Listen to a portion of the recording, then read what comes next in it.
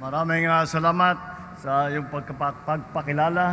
Ang ating kalihim ng Department of Agrarian Reform, Secretary at birthday boy ngayong araw, Secretary Conrad Estrella. Magsiupo po tayo.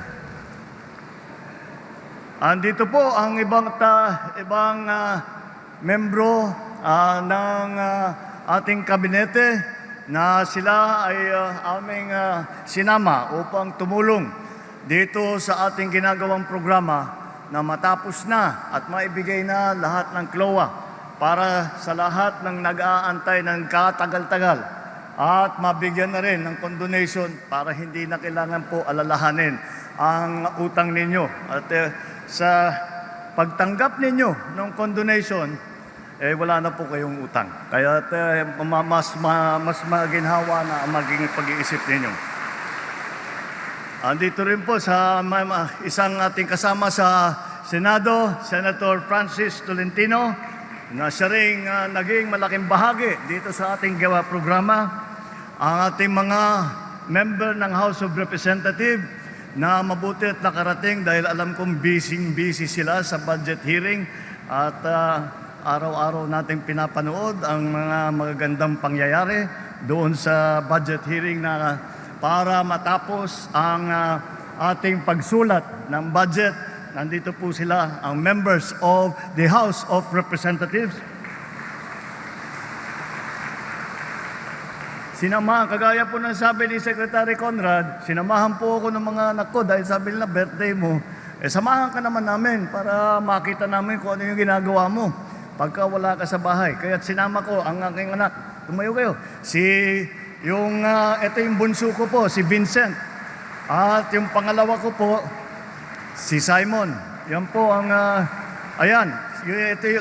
nung papunta po kami rito, pinapaliwanag ko sa kanila kung ano itong ginagawa natin dito ngayon. Ngayon, alam nyo na, para pagka pinag-usapan ang mga agrarian reform beneficiary, nalalaman nyo na. At maintindihan ninyo, yan ang pinanggalingan. Yung aking ama at saka yung lolo ni Conrad Estrella, si Lolo Condring at saka yung aking ama, pinipirmahan nila yung agrarian reform. Sinundan naman namin ni Secretary Conrad, kami naman ang pumirma ng Emancipation Act. Kaya napakalaking bagay para sa amin na maitapos namin ang sinimulan ng aming mga ninuno.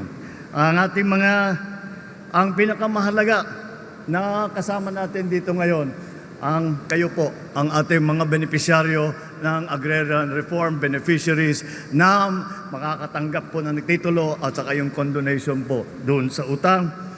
Mga kasama ko sa pamahalaan, mga kababayan, magandang umaga po sa inyo lahat.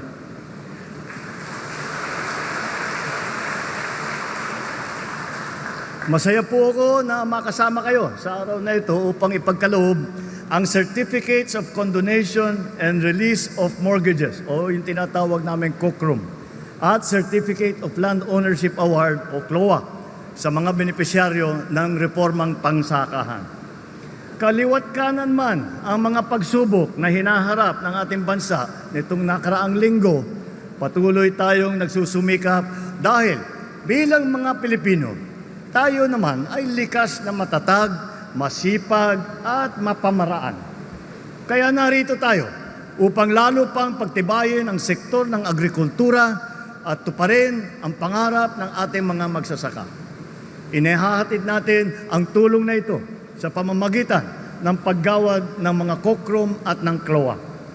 Bahagi ito ng ating pagpapatupad ng New Agrarian Emancipation Act na naglalayong pag-anin ang inyong buhay at maibsan ang inyong paghihirap dahil sa amortisasyon, sa interes at iba pang mga surcharges na halos naging kakambal na ng lupang sakahan sa loob ng maraming taon.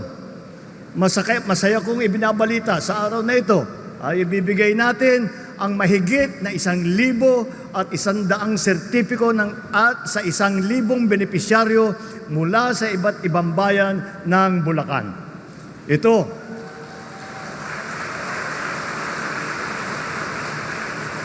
Ito ay katumbas ng higit 270 milyong piso na halaga ng utang ng mga magsasaka ng ating mga ating napawalang bisa na. Nangangahulugan na ang benepisyaryo ng programang ito ay lalaya mula sa pagkakautang ng lupaing inyong pinangangalagaan. Higit po yan, halos 300 benepisyaryo din mula sa Nasugbo, Batangas ang makakatanggap ng kani-kanilang CLOA ngayong araw. Ang mga titulong ito ay may saklaw naman na mahigit 230 hektarya na lupaing pangsaka. Ikinalulugod ko na ihatid sa inyo na ang COCROM at CLOA ay ilan lamang sa mga mahalagang programa ng ating administrasyon sa pangunguna ng ating Department of Agrarian Reform na pinamumunuhan nga ng ating Secretary Conrad Estrella na ipinagdiriwang, nakasulat dito yung bilang ng birthday mo, hindi ko nababanggitin. Alam mo, pagka dumating po kayo sa ganitong klaseng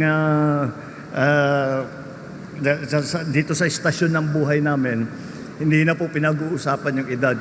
Congratulations na lang at saka happy birthday.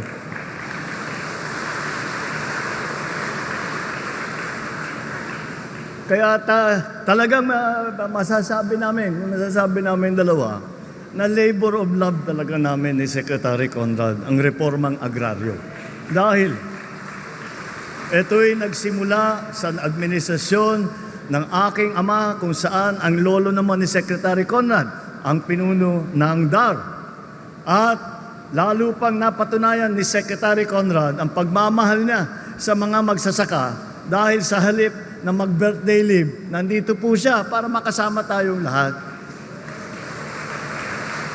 Kaya naman po, sa ilalim din ng administrasyon na ito, na si Secretary Conrad ang puno ng DAR, ating sinisikap na makumpleto ang reformang pang-agraryo sa taong 2028 upang mapakinabangan na ng lahat ng mga benepisyaryo ang lupang sakahan. Ayon sa pinakahuling datos ng DAR, umabot na sa mahigit 136,000 titulo ng lupa ang naipamahagi sa mga benepisyaryo sa buong bansa. Mahigit 100,000 titulo na nakahanda na rin ipamigay bago matapos ang taong ito.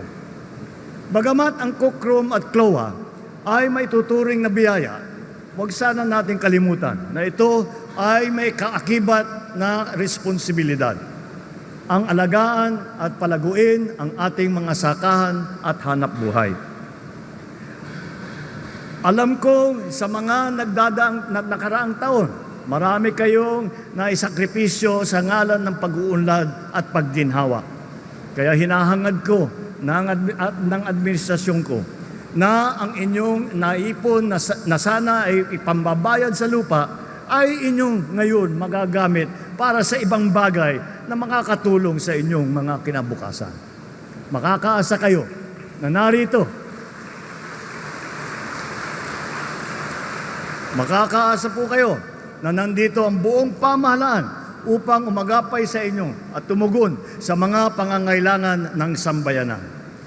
Magsilbing nawang hudyat ang araw na ito para sa inyong unang hakbang tungo sa kasaganahan. Sabay-sabay tayong maglalakbay tungo sa inaasam nating mas mapayapa, mas masaganang bagong Pilipinas.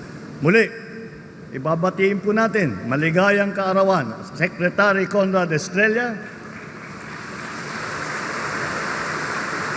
Ang katotohanan po nito, kaya po siya nandito, sinusubukan niya baka makalimutan natin yung birthday niya para hindi na-counted. Sorry na lang, nandyan sa namin, na alam namin lahat yung birthday mo, kaya hindi ka nakakaligtas. Ako nga, matagal ko nang gustong hindi, kahit presidente pala, hindi ma-exempt sa birthday. So, kahit anong gawin natin, talagang pumapatak talaga yung bilang ng ating mga edad. Ngunit tunay na nakakatuwa na maging sa iyong pagdiriwang dito ay handang tumulong, maglingkod at umagapay sa bawat Pilipino ang inyong pamahalaan. Maraming salamat po sa inyong lahat. Mabuhay po kayong lahat.